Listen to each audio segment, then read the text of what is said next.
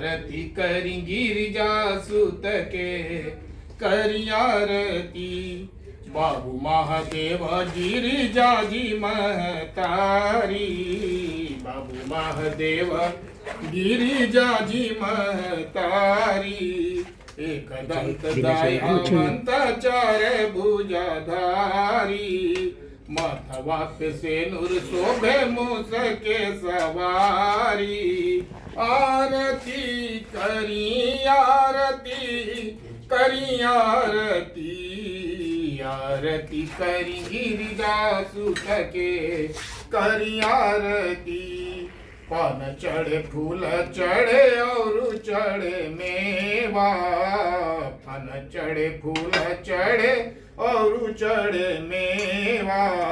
लड्डूवन के भोग लागे संत करे सेवा आरती करी आरती आरती करी गिरिजा सुत के करी आरती अंधरन के आँख देनी कोढ़ियन के काया अंधरन के आँख देनी कोढ़ियन के काया बाजन के पूत देनी निराधन के माया आरती करी आरती आरती करी गिरिजा सुत के करी आरती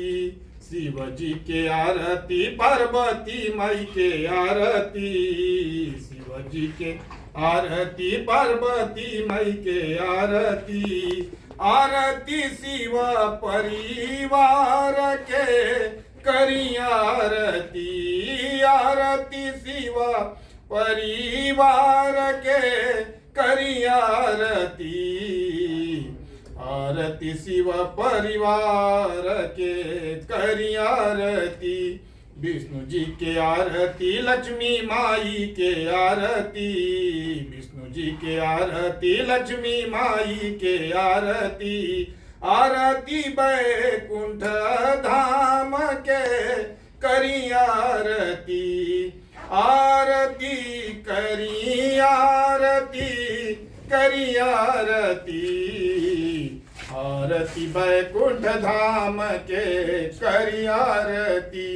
ब्रह्मा जी के आरती सरस्वती माई के आरती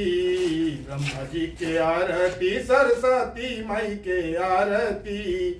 आरती विद्या बुद्धि ज्ञान के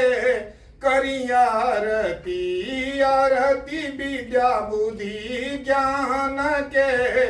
करी आरती आरती करी आरती आरती विद्या बुद्धि ज्ञान के करी आरती राम जी के आरती सीता मैया के आरती राम जी के आरती सीता मैया के आरती आरती वीर हनुमान जी के करी आरती आरती करी आरती आरती श्री राम दरबार के करी आरती राधा जी के आरती श्री कृष्ण जी के आरती राधा जी के आरती श्री कृष्ण जी के आरती आरती वृंदावन धाम के करी आरती आरती करी आरती आरती वृंदावन धाम के करी आरती दुर्गा जी के आरती काली मैया के आरती दुर्गा जी के आरती काली मैया के आरती आरती सब भगवान के करी आरती आरती करी आरती सब भगवान के करी आरती गंगा जी के आरती, जमुना माई के आरती,